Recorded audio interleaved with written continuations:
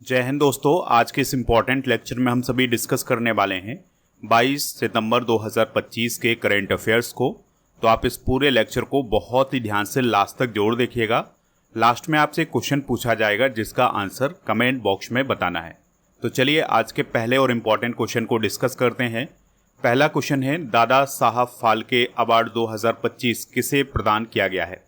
Answer हो जाएगा मोहनलाल को। तो मलयालम एक्टर हैं मोहनलाल, तो उन्हें दादा साहब फाल्के अवार्ड 2025 प्रदान किया गया है। यह अवार्ड उन्हें साल 2023 के लिए प्रदान किया गया है। मोहनलाल का पूरा नाम है मोहनलाल विश्वनाथन। उनका जन्म कोल्लम, केरल में हुआ था 1960 में। मोहनलाल ने मलयालम के अलावा तमिल, तेलुगु, हिंदी और कन्नड़ फिल्मों में भी काम किया हुआ है। उनके द्वारा 350 से ज़्यादा फिल्मों में एक्टिंग की गई है। उन्हें 2001 में पद्मश्री और 2019 में पद्म भूषण से भी सम्मानित किया जा चुका है। बात करते हैं दादा साहब फाल्के अवार्ड की। तो दोस्तों, भारतीय सिनेमा में योगदान के लिए ये दिया जाने वाला भारत का सर्वोच्च फिल्म पुरस्कार है। भारत सरकार के सूचना एवं प्रसारण मंत्रालय की ओर से राष्ट्रीय फिल्म पुरस्कार समारोह के दौरान ये अवार्ड दिया जाता है। यह पुरस्कार अभिनेता, निर्देशक, निर्माता, संगीतकार, गीतकार आदि को प्रदान किया जाता है। इसकी शुरुआत 1969 में हुई थी। इस पुरस्कार को प्राप्त करने वाली पहली विजेता थी अभिनेत्री देविका रानी। ये क्वेश्चन कई बार एग्जाम में भी पूछा जा चुका है। इस पुरस्कार के अंतर्गत स्वर्ण कमल यानी गोल्डन लोटस और एक शॉल और 10 लाख रुपए की नगद राशि दी जाती है। यह पुरस्कार दादा साहब फाल्के के नाम पर दिया जाता है, जिन्हें भारतीय सिनेमा का जनक कहा जाता है। दोस्तों, दादा साहब फाल्के का पूरा नाम क्या था? धुंडीराज गोविंद फाल्के। 2018 से लेकर 2023 तक के विजेता डिस्कस करते हैं। तो 2018 में अमिताभ बच्चन जी को मिला था, 2019 में रजनीकांत को, 2020 में आशा पारेख को, 2021 में वहीदा रहमान को, 2022 में मिथुन चक्रवर्ती को मिला है, 2023 में मोहनलाल को मिला है। ये आप याद रखिएगा। दादा साहब फाल्के अवार्ड प्राप्त करने वाली महिलाएं कौन हैं? तो देविका रानी को 1969 में, रूबी मेयर्स को 1973 में, कानन देवी को 1976 में, दुर्गा खोटे को 1983 में, लता मंगेशकर को 1989 में, आशा भोसले जी को सन 2000 में, आशा पारेख को 2020 में और वहीदा रहमान को 2021 में प्रदान किया गया था। अगला क्वेश्चन है, जस्टिस पवन कुमार बनजथरी को किस हाईकोर्ट का मुख्य न्यायाधीश नियुक्त किया गया है? तो आंसर हो जाएगा पटना हाईकोर्ट। तो दोस्तों, अभी हाल ही में पवन कुमार भीमप्पा बनजथरी को पटना हाईकोर्ट का 46वां मुख्य न्यायाधीश नियुक्त किया गया है। उनको शपथ दिलाई गई है किसके द्वारा? बिहार के राज्यपाल आरिफ मोहम्मद खान के द्वारा। तो हाईकोर्ट की बात हुई है, तो हाईकोर्ट के बारे में कुछ इंपॉर्टेंट फैक्ट डिस्कस करते हैं। तो भारत का पहला हाईकोर्ट कौन है? कलकत्ता, जो कि 1962 में स्थापित हुआ था। वर्तमान में भारत में 25 हाईकोर्ट हैं। हाईकोर्ट का जो प्रावधान है ये संविधान के अनुच्छेद 214 से लेकर 231 तक किया गया है। उच्च न्यायालय के न्यायाधीशों की नियुक्ति राष्ट्रपति जी के द्वारा की जाती है अनुच्छेद 217 के तहत, और उच्च न्यायालय को रिट जारी करने की शक्ति अनुच्छेद 226 के तहत प्राप्त है। उच्च न्यायालयों को न्यायिक समीक्षा का अधिकार प्राप्त है। एक उच्च न्यायालय एक से अधिक राज्यों के लिए भी कार्य कर सकता है। इसका वर्णन अनुच्छेद 231 में किया गया है। उच्च न्यायालय के न्यायाधीश की सेवानिवृत्ति की आयु 62 वर्ष होती है। ये सारे इंपॉर्टेंट फैक्ट आप नोट कर लें। बात हुई है बिहार की, तो बिहार से रिलेटेड करंट अफेयर्स भी डिस्कस करते हैं। बिहार में 125 यूनिट फ्री बिजली प्रदान करने की घोषणा हाल ही में की गई है। भारत निर्वाचन आयोग ने नीतू चंद्रा और क्रांति प्रकाश झा को बिहार के लिए स्वीप आइकॉन नियुक्त किया है। बिहार में सरकारी नौकरियों में महिलाओं को 35% रिजर्वेशन प्रदान किया गया है। मुख्यमंत्री प्रतिज्ञा योजना और मुख्यमंत्री कलाकार पेंशन योजना की शुरुआत बिहार में की गई है। पीएम मोदी ने गिनी देश को निर्यात किए जाने वाले बिहार में निर्मित पहले लोकोमोटिव को हरी झंडी हाल ही में दिखाई गई है। बिहार ने भारत की पहली मोबाइल आधारित ई वोटिंग प्रणाली शुरू की है। बिहार सरकार ने 1991 बैच के वरिष्ठ IAS अधिकारी प्रत्यय अमृत को मुख्य सचिव नियुक्त किया है। मुख्यमंत्री दिव्यांगजन उद्यमी योजना बिहार में शुरू की गई है दिव्यांग व्यक्तियों के लिए। प्रधानमंत्री नरेंद्र मोदी जी ने बिहार राज्य जीविका निधि साख सहकारी संघ लिमिटेड का उद्घाटन हाल ही में किया है। अगला क्वेश्चन है, एडवांस्ड रिस्क मशीन्स या ARM किस देश की सेमीकंडक्टर कंपनी है जो भारत में 2 नैनोमीटर चिप्स डिजाइन और निर्माण करेगी? आंसर हो जाएगा ब्रिटेन। तो ब्रिटेन की कंपनी है ARM, तो वो भारत में 2 नैनोमीटर चिप्स डिजाइन करने वाली है और उसका निर्माण करने वाली है। तो इसके लिए कंपनी ने हाल ही में बेंगलुरु में अपना एक नया ऑफिस शुरू किया है। ये जो 2 नैनोमीटर वाली चिप्स होती है, बहुत ही थिन, बहुत ही पतली चिप्स होती है, जिसका इस्तेमाल मोबाइल फ़ोन में किया जाता है, ड्रोन में किया जाता है और AI सर्वर में इसका इस्तेमाल किया जाता है। 2 नैनोमीटर की जो चिप्स होती है बेहद पतली और शक्तिशाली होती है। इसमें डिवाइस तेज़ी से काम करते हैं और कम बिजली की खपत होती है। ठीक है, तो मोबाइल के अंदर जो चिप्स होती है उसी का निर्माण अब भारत में किया जाएगा 2 नैनोमीटर वाली। देखिए, अगला क्वेश्चन डिस्कस करते हैं, एयरबस कंपनी किस राज्य के गति शक्ति विश्वविद्यालय में R&D सेंटर ऑफ एक्सीलेंस स्थापित करने जा रही है? आंसर हो जाएगा गुजरात। तो दोस्तों, गुजरात के बड़ोदरा में स्थित है गति शक्ति विश्वविद्यालय। तो यहाँ पर जो एयरबस कंपनी है वो रिसर्च एंड डेवलपमेंट यानी R&D सेंटर ऑफ एक्सीलेंस स्थापित करने जा रही है। ये जो सेंटर स्थापित किया जाएगा, यहाँ पर हवाई जहाज, ट्रांसपोर्ट और लॉजिस्टिक्स से संबंधित नई नई चीज़ें सिखाई जाएंगी स्टूडेंट्स को। तो एयरबस कंपनी यहाँ मशीनें, ट्रेनिंग और स्कॉलरशिप भी प्रदान करेगी ताकि स्टूडेंट को मदद मिल सके हवाई जहाज, ट्रांसपोर्ट और लॉजिस्टिक्स की नई नई चीज़ें सीखने में। एयरबस कंपनी की बात करते हैं तो यह एक यूरोपीय कंपनी है और इसका काम है विमान बनाना। ठीक है, विमान वगैरह बनाने का इसका काम है। इसका जो मुख्यालय है ये फ्रांस के टूलूज शहर में है। यह कंपनी विमान, मालवाहक विमान और हेलीकॉप्टर और रक्षा से जुड़े जो एयरक्राफ्ट है वो बनाती है। अगला क्वेश्चन है, किस देश ने हाल ही में फिलिस्तीन को स्वतंत्र देश के रूप में मान्यता देने का फैसला किया है? आंसर हो जाएगा पुर्तगाल। तो दोस्तों, पुर्तगाल ने फिलिस्तीन को एक स्वतंत्र देश के रूप में मान्यता देने का फैसला किया है। तो जो पुर्तगाल के प्राइम मिनिस्टर हैं लुइस मोंटेनेग्रो, तो उन्होंने राष्ट्रपति और संसद की चर्चा के बाद यह निर्णय लिया है कि वो अब स्वतंत्र देश के रूप में मान्यता देने जा रहे हैं फिलिस्तीन को। इससे पहले स्पेन, आयरलैंड, नॉर्वे जैसे देशों ने भी फिलिस्तीन को मान्यता दी हुई है। अभी ऑस्ट्रेलिया, फ्रांस, ब्रिटेन, माल्टा, बेल्जियम, लग्जमबर्ग, इन सभी देशों ने भी फिलिस्तीन को मान्यता दी है। फिलिस्तीन की बात करें तो इसका जो प्रशासनिक केंद्र है वो है रामल्ला। राष्ट्रपति हैं महमूद अब्बास, प्रधानमंत्री हैं मोहम्मद मुस्तफ़ा। और यहाँ पर कौन कौन सी करेंसी चलती है तो इजरायली शेकेल, जॉर्डनियन दीनार और मिस्री पाउंड यहाँ पर चलते हैं। ठीक है, यहाँ पर इजराइल देख पा रहे हैं। ये जो आपको ये वाला जो हिस्सा दिखाई दे रहा है, इसमें कुछ हिस्से पर इजराइल का मतलब प्रशासन है और कुछ हिस्से पर फिलिस्तीन का प्रशासन है। ये जो गाज़ा पट्टी आपको दिखाई दे रही है, यहीं पर हमास और इजराइल के बीच में युद्ध भी चल रहा है। अगला क्वेश्चन है, झारखंड में कुड़मी समाज किस भाषा को संविधान की 8वीं अनुसूची में शामिल करने की मांग कर रहा है? आंसर हो जाएगा कुड़माली। तो दोस्तों, झारखंड में कुड़मी समाज के लोग अनुसूचित जनजाति का दर्जा और कुड़माली भाषा को संविधान की 8वीं अनुसूची में शामिल करने की मांग कर रहे हैं। इस मांग को लेकर झारखंड में कुड़मी समाज ने रेल रोको आंदोलन भी शुरू किया है। बात करते हैं भारतीय संविधान की 8वीं अनुसूची की। तो 8वीं अनुसूची में उन भाषाओं की सूची दी गई है जिन्हें भारत सरकार ने मान्यता दी है। तो 1950 में जब संविधान बना तब इसमें 14 भाषाएं थीं और अब इसमें 22 भाषाएं हैं। तो 1950 संविधान लागू होने पर इसमें 14 भाषाएं थीं, जिसमें हिंदी, संस्कृत, उर्दू, बंगाली, मराठी, गुजराती, पंजाबी, असमिया, उड़िया, तमिल, तेलुगु, कन्नड़, मलयालम, कश्मीरी शामिल थी।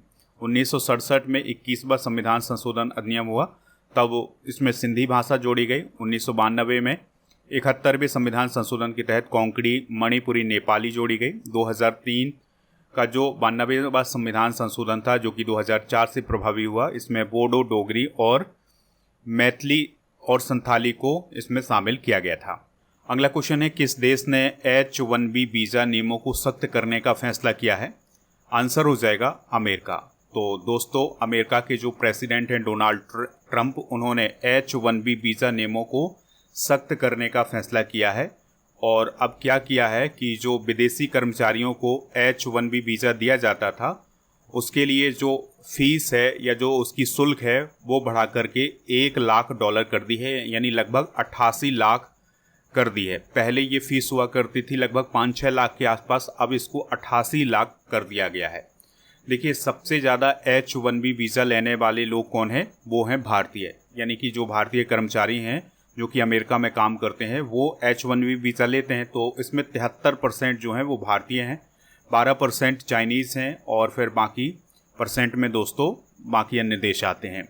H-1B वीज़ा क्या है इसको भी समझ लेते हैं। तो H-1B वीज़ा अमेरिका का एक वर्क वीज़ा है जो विदेशी नागरिकों को अमेरिका की कंपनियों में विशेष कौशल वाले काम करने की अनुमति देता है। यानी कि जैसे आप इंजीनियरिंग के क्षेत्र में कोई काम कर रहे हैं, आप इंजीनियर हैं और अमेरिका की किसी कंपनी में आपको जॉब करनी है तो उसके लिए आपको H-1B वीज़ा लेना होगा। ठीक है, जैसे कोई IT कंपनी है, इंजीनियरिंग वाली कंपनी है, मेडिकल, रिसर्च, फाइनेंस, इसके लिए H-1B वीज़ा लिया जाता था। तो अब इसी की शुल्क को बढ़ा दिया गया है और लगभग 88 लाख रुपए कर दिया गया है, जो पहले 5-6 लाख इसकी फ़ीस हुआ करती थी।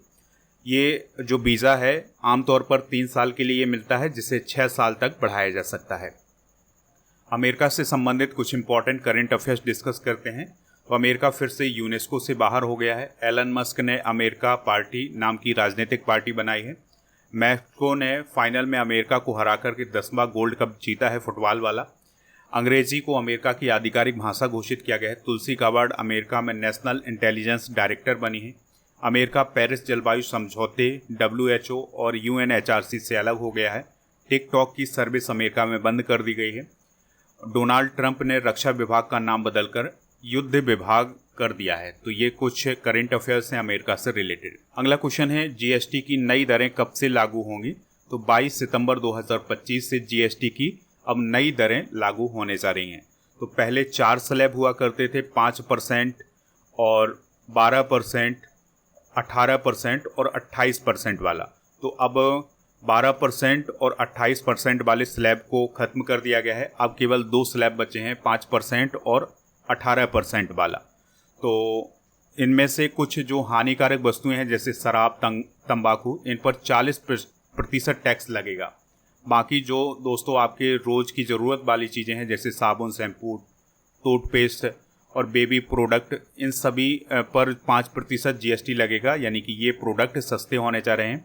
इसके अलावा जीवन रक्षक दवाइयों और मेडिकल ऑक्सीजन पर कोई टैक्स नहीं लगेगा। टीवी, फ्रिज, वॉशिंग मशीन जैसे घरेलू सामान पर पहले 28% टैक्स लगता था, अब 18% लगेगा, यानी कि इनकी कीमतें भी अब घटेंगी। अगर हम बात करें GST की तो इसे गुड्स एंड सर्विस टैक्स बोला जाता है और GST को लागू करने वाला पहला देश था फ्रांस, जिसने 1954 में इसको लागू किया था। भारत 161वां देश है जिसने GST को लागू किया है। तो दोस्तों GST में क्या किया जाता है कि जो देश में कई प्रकार के टैक्स होते हैं उन सबको समाप्त करके एक टैक्स लगाया जाता है। भारत में जो GST लागू किया गया था वो विजय केलकर समिति के सुझाव पर किया गया था और जो मतलब GST का ड्राफ्ट तैयार किया था उसकी समिति के अध्यक्ष कौन थे? असीम दास गुप्ता। इसके लिए जो बिल पेश हुआ था लोकसभा में वो 3 अगस्त 2016 को पेश हुआ था। फिर राज्यसभा में 8 अगस्त 2016 को राष्ट्रपति की मंजूरी मिली थी। 8 सितंबर 2016 को GST लागू हुआ था। 1 जुलाई 2017 को GST को लागू करने वाला पहला राज्य था असम राज्य। ठीक है, ये सारे इंपॉर्टेंट पॉइंट जो हैं वो आप नोट कर सकते हैं। GST के 3 पार्ट होते हैं, CGST केंद्र सरकार का और SGST राज्य सरकार का और IGST होता है एक राज्य से दूसरे राज्य में भेजे जाने वाले सामानों पर। ठीक है, GST परिषद में सदस्य कितने होते हैं? 33। GST परिषद की अध्यक्ष कौन होती है? वित्त मंत्री। अगला क्वेश्चन है, एशियाई कैडेट कप 2025 का आयोजन किस राज्य में किया जा रहा है? आंसर हो जाएगा उत्तराखंड में। तो दोस्तों उत्तराखंड में 20 सितंबर से लेकर और 23 सितंबर 2025 तक एशियाई कैडेट कप का आयोजन किया जा रहा है। यह प्रतियोगिता हल्द्वानी के इंदिरा गांधी अंतर्राष्ट्रीय खेल स्टेडियम में आयोजित की जा रही है और भारत में पहली बार अंतर्राष्ट्रीय फेंसिंग यानी तलवारबाजी की ये प्रतियोगिता आयोजित की जा रही है। इसमें भारत की टीम तो हिस्सा लेगी ही, इसके अलावा Tajikistan, Syria, Malaysia, Sri Lanka, Thailand, Indonesia, इन सभी देशों की भी टीमें हिस्सा लेने जा रही हैं। अगला क्वेश्चन है, समुद्र से समृद्धि कार्यक्रम का आयोजन हाल ही में किस शहर में हुआ है? तो आंसर हो जाएगा भावनगर में। तो दोस्तों, प्रधानमंत्री नरेंद्र मोदी जी ने गुजरात के भावनगर में समुद्र से समृद्धि कार्यक्रम में कई महत्वपूर्ण विकास परियोजनाओं का उद्घाटन किया है। तो लगभग 34,200 करोड़ से अधिक की परियोजनाएं उनके द्वारा शुरू की गई हैं। तो इन परियोजनाओं में मुंबई में अंतर्राष्ट्रीय क्रूज टर्मिनल का भी उद्घाटन किया गया है और इसके अलावा बंदरगाह मंत्रालय के द्वारा 66,000 करोड़ के 21 समझौते ज्ञापनों का वर्चुअल लोकार्पण भी किया गया है। गुजरात की बात हुई है तो गांधीनगर इसकी राजधानी है। आचार्य देवव्रत राज्यपाल हैं, सीएम है भूपेंद्र भाई पटेल।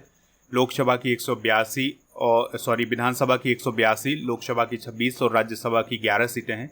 नेशनल पार्क हैं यहाँ पर Gir forest national park, Black Buck national park, वसंदा national park, Gulf Kutch marine national park. ठीक है, तो ये पॉइंट आप जरूर नोट करें।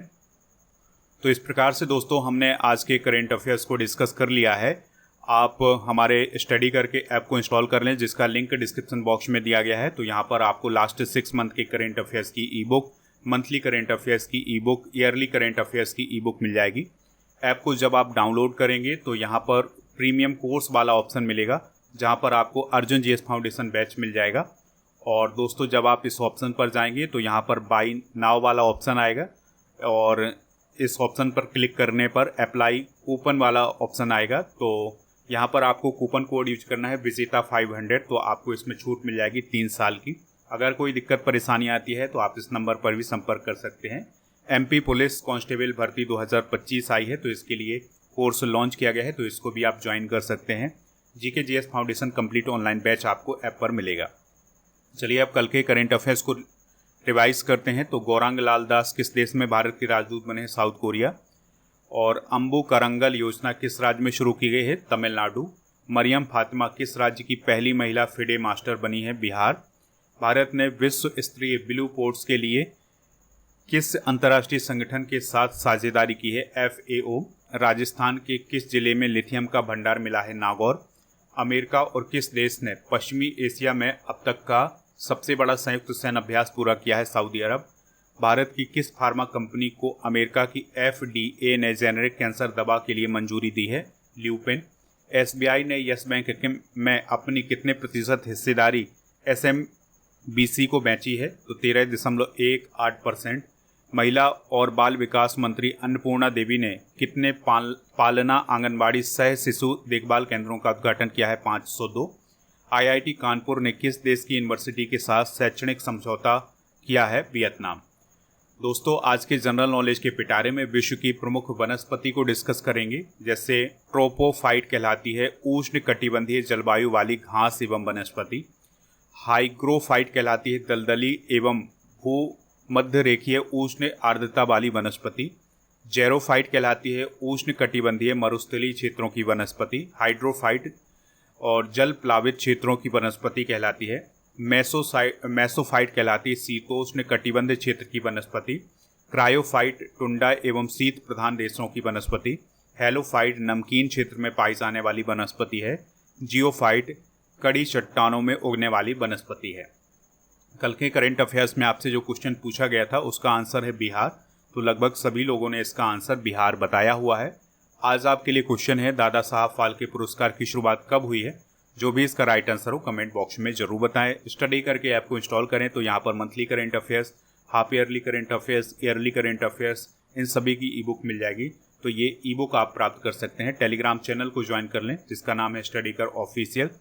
और जीके जीएस की ये सभी ई बुक आपको ऐप पर मिलेंगी। और अगर आप ऐप पर जाएंगे तो टेस्ट पास वाला ऑप्शन मिलेगा, तो यहाँ पर आप डेली करेंट अफेयर्स का टेस्ट भी दे सकते हैं।